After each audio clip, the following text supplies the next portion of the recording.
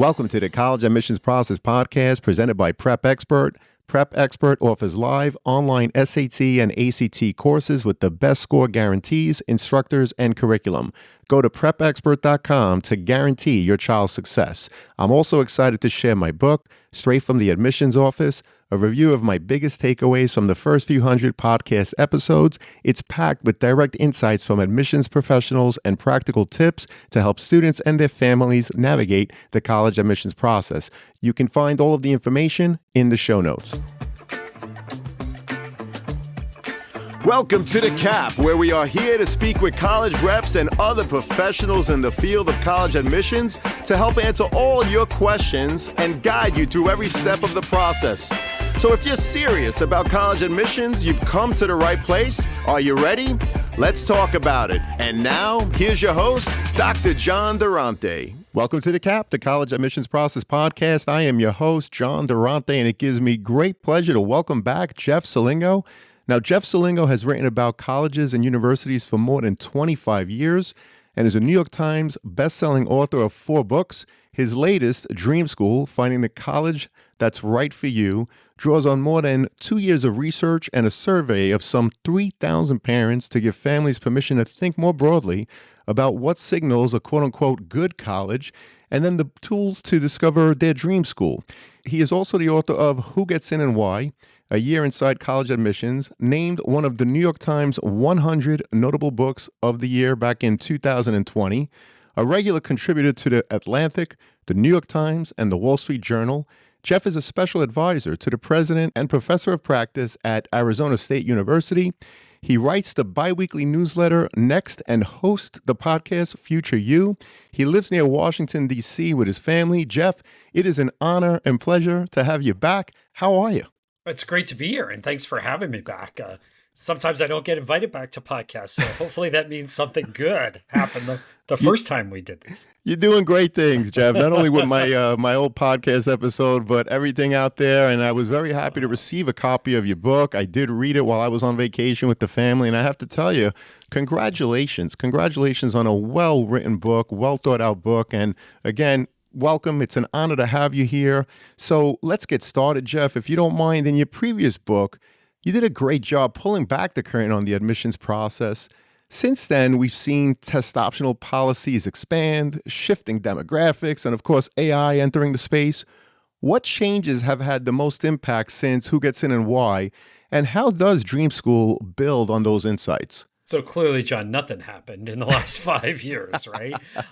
So a bunch of things happened, of course. Test optional, which I covered a little bit in the foreword to Who Gets In and Why, because it became really a big deal at the beginning of the pandemic. But that test optional kind of extended much further than I think most of us thought, especially among the more selective colleges. Some places have gone back, of course, but many have not. So what did that lead to? That led to even more application inflation over the last couple of years, right? The Common App just reported they passed the 10 million mark on applications, and it's not more students.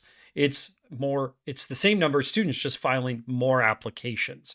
And most of those applications, of course, are going to more selected places or really popular big publics. Many of those places also expanded early admissions over the last couple of years. So we've seen an increase in early action, especially a little bit early decision, as more of those institutions wanted to get those applications earlier on. All of this, test optional, application inflation, early admissions, led to something that colleges hate: uncertainty around yield. And yield rates have been plummeting for the last 20 years. Colleges want to make sure that, especially if they want to be selective, they want to make sure that who they accept are going to show up. And so they really were focused on yield management. And I think that's probably the biggest change in the last 5 years, is just the number of colleges and universities practicing yield management. What does that mean? That means if you apply early action, you're not necessarily getting a decision. You might get deferral to regular. If you're deferred and regular, you might get, put on the wait list.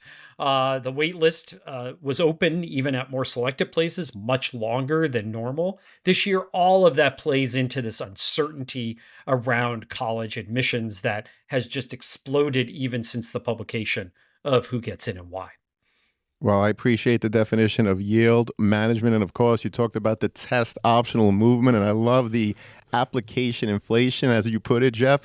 It's the same number of students that are applying to more and more schools. Now, as you noted, during the pandemic, many schools went test optional because, of course, the SAT and ACT weren't accessible.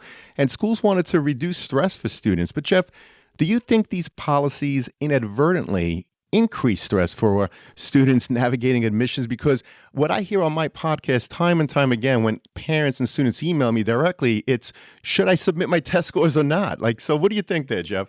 John, it's the number one question I get when I go out and talk with families at schools. I even get those questions, by the way, from counselors. I even get those questions from admissions officers themselves about other schools to submit or not to submit.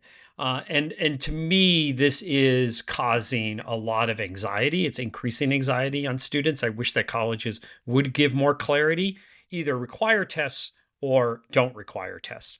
But this optional kind of middle ground really, as usual, works in the favor of colleges and universities and not in the favor of students. So my advice to students is do as much background research on that school as possible. Get a sense of, what is the percentage of students that are submitting scores?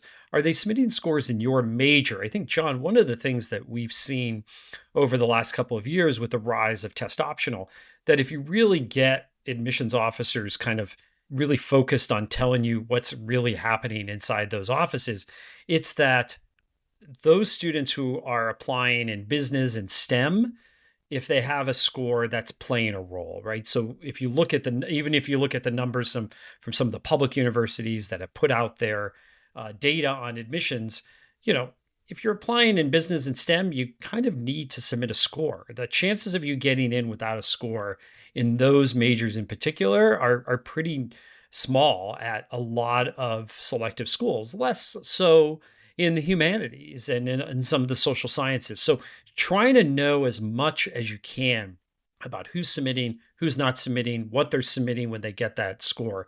But at the end of the day, I just wish that colleges would give you more clarity on this. And one piece of advice for parents and students, make a decision and then don't look back on submitting scores or not. It's not the thing that will get you in or not get you in. It's not that, single thing. And I think that we put so much pressure on ourselves. And if we don't get in, we'll say, oh, we should have sent the scores. And if we get in, we say, oh, it's because we sent the scores or didn't send the score. You're going to constantly second guess yourself. And so it's really important to parents to kind of do the research, make the decision, move on.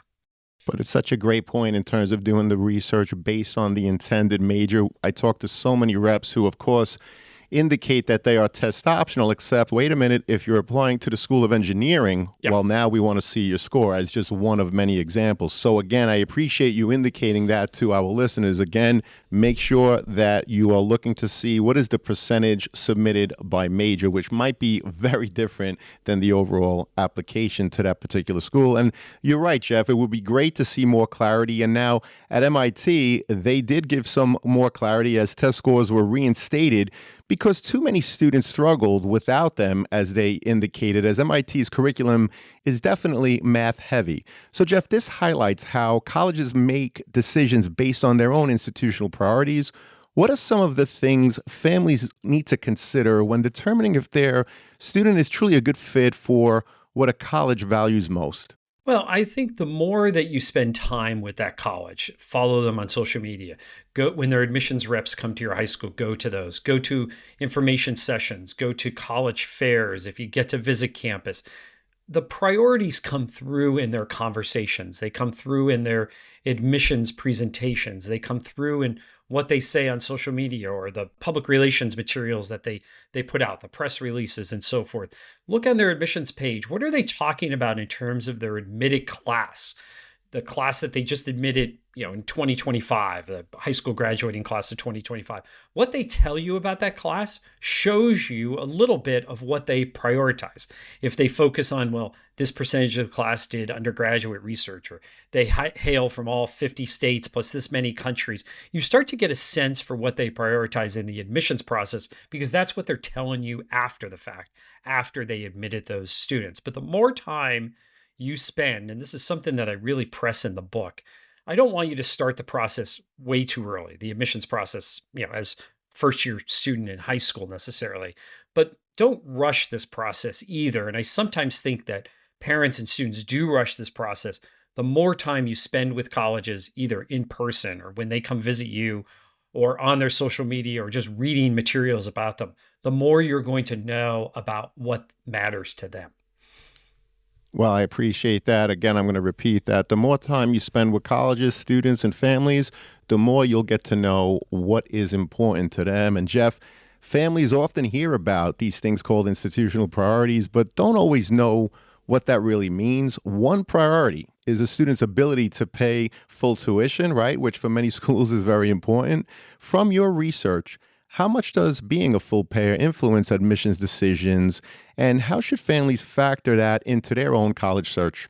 So most colleges are need blind, which means they don't look at your financial situation during the admissions process. Now, that doesn't necessarily mean they're going to be generous with their financial aid.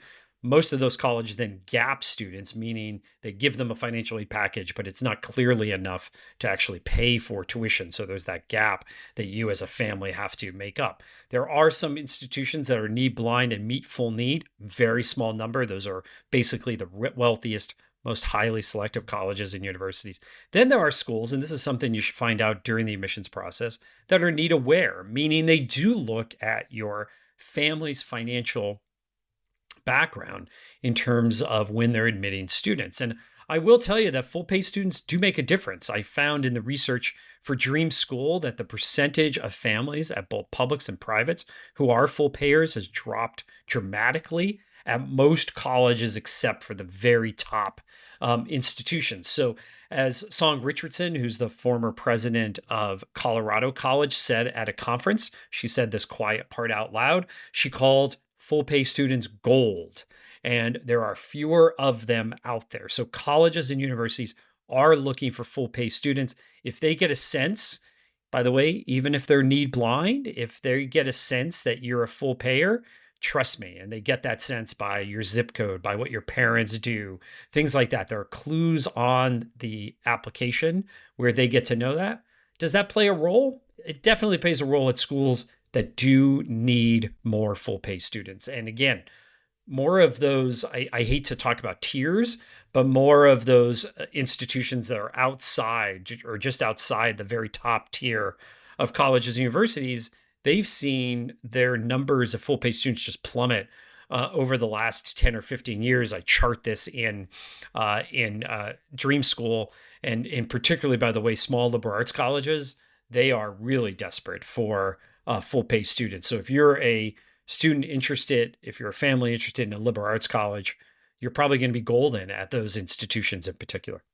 So, Jeff, do you think there's a correlation between less full payers and overall cost of colleges on the rise? Oh, there's no doubt about it. And we've also seen the increase in the barbell effect at most of these colleges, because the reason you need full pay students is to help pay for students who have large financial need. Most colleges do not have large endowments to really fully fund their financial aid program. So they really count on these full pay students. And as a result, if they don't have enough full pay students, they can't recruit enough lower income students. That money has to come from somewhere. And so they're constantly playing with the cost of tuition. Tuition goes up.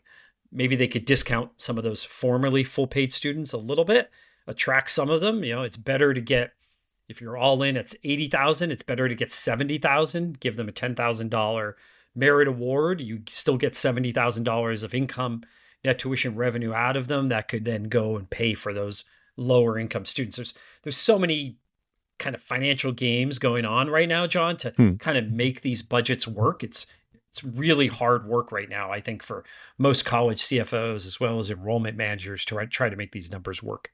Well, we appreciate the insight, and there's so much more in the book. So, once again, congrats on Dream School, which is awesome. Now, Jeff, many families equate a dream school with a name brand college. What do they often get wrong about that? And how can they better evaluate qualities like career outcomes, experiential learning, and belonging, especially at lesser known schools, rather than relying on rankings and reputation alone?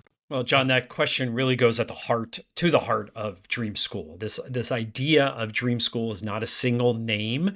It is meant to help you find a place where you're going to thrive, to broaden your outlook on colleges. But as many parents told me in the research for this book, but Jeff, the rankings are essentially a proxy for what we think are quality. So if we go to a top 25 school, we think we're going to get all those things you just said, career outcomes, and we're going to get good mentors, and we're going to get a good sense of belonging.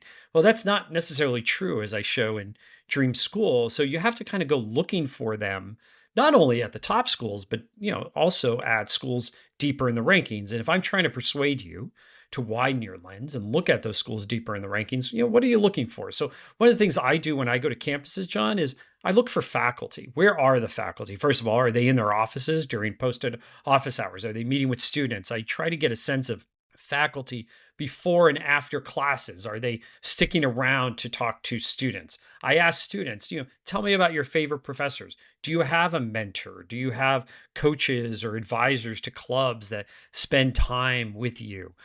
How do you find that sense of belonging on campus? Belonging, we tend to think, well, it happens in your residence halls.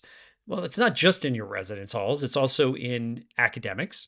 It's shown by research that if you show up to class, particularly in that first semester of college, particularly in those first 8 weeks, you're more likely to stay in college and graduate. So, at this time of year in the fall, if you have a student at college, especially a freshman at college, make sure they're going to class. That matters a lot in terms of them finding their belonging. And then finally, you find it in your extracurricular activities, especially. So I always ask students, what else are you participating in? What else are you doing? You're not necessarily going to find your thing that first semester, but when you're on college tours, you constantly want to be asking students, tell me about some of the activities that you're participating in.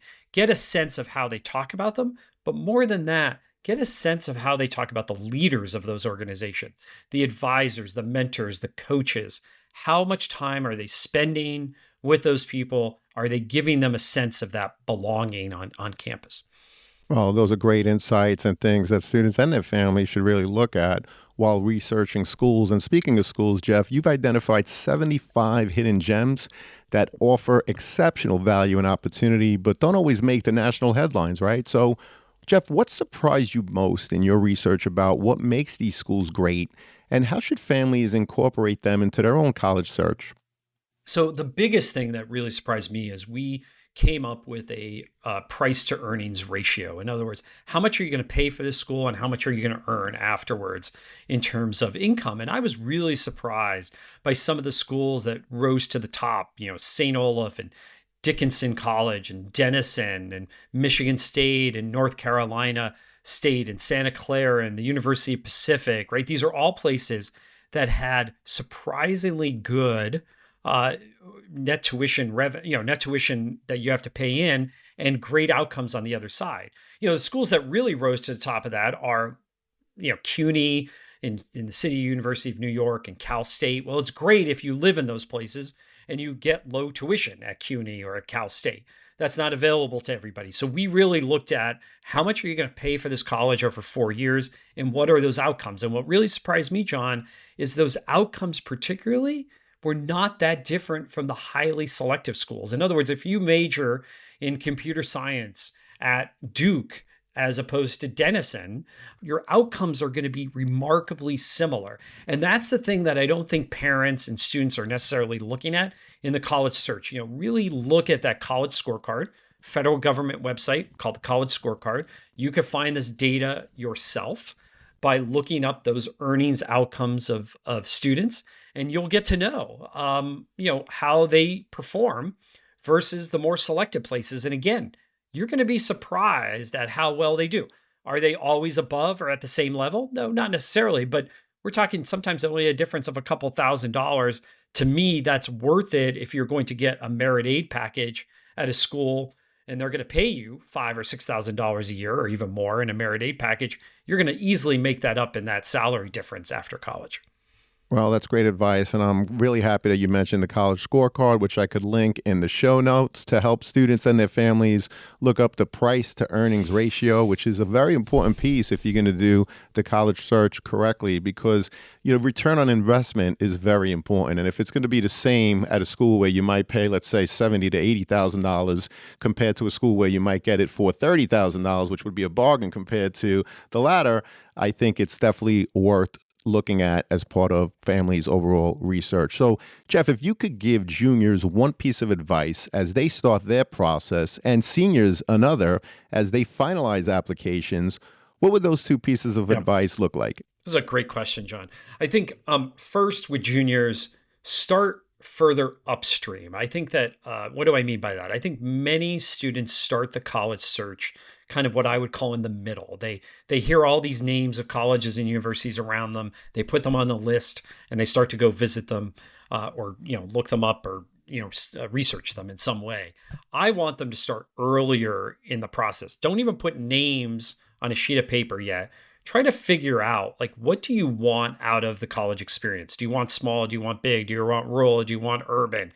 Do you want places that focus on undergraduate education? Do you want places that are going to give you experiential learning? Whatever you like about your high school experience or however you think you want to learn, let's start there and then try to match schools that do those things pretty well, or at least you have an idea going into that junior year or as a junior what you want most out of the process. And you could keep coming back to that list. Well, when I was a junior, I said I wanted this. Is that still true as a senior? And if it is, am I being true to myself and the schools that I'm putting on that list?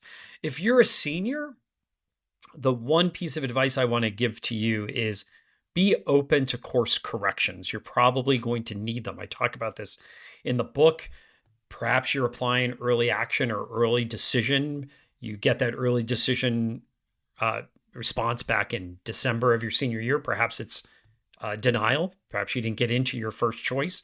You then have to figure out, well, where else am I going to apply? Now, hopefully you have all your applications ready to go, but you kind of need that backup option. You need that option B, that backup choice or backup choices, I should say. So make sure that those are ready to go as seniors. Make sure you're thinking about, okay, if this idea of applying early decision here or early action, maybe I'm going to get deferred. Things may not work out as you think. Or, by the way, a course correction might be necessary if you go and spend more time on a campus and you're like, well, this is not really for me. Just because you've wanted that place since you've been a sophomore in high school or junior in high school or whatever, doesn't necessarily mean that you have to kind of stick with it. So be open to course corrections. Well, those are great pieces of advice. And Jeff, this has been a tremendous conversation, as I knew it would be, just like our first one. I always like to ask before getting to the last question, Jeff, is there a question that I didn't ask you today that you wish I had, or perhaps a topic that simply didn't come up that you'd like to share with our listeners now? John, I wish that we would get back to the days of enjoying the college search. This is about what's next for students. And so more than anything, if we slow down the search, if we give it enough time, give it enough oxygen. So that doesn't mean starting it your senior year. That means starting it early enough in your junior year. Start to investigate, what are those things I want out of college? Start to investigate colleges that offer them. Go and sample small liberal arts colleges, big public universities. I have a sophomore in high school. We were just on vacation in Seattle, Washington. We went for a walk around the University of Washington. She's actually been to big public research universities before, but it gives her a sense of, is this the size I want? And that gives, I think, students a little bit more breathing room to enjoy the search by the time senior year comes around. Well, I think that's great advice. And coincidentally, I used to do the same thing with my daughters. If we were ever on a trip, we would, take our time and go visit a campus just because, regardless of whether they intended to apply. To your point, when you visit a campus, time and time again, you start to get a feel of what is important to you. Do you want a big school, small school? Do you want to be close to home? Do you want to be far from home? All of those things are so important.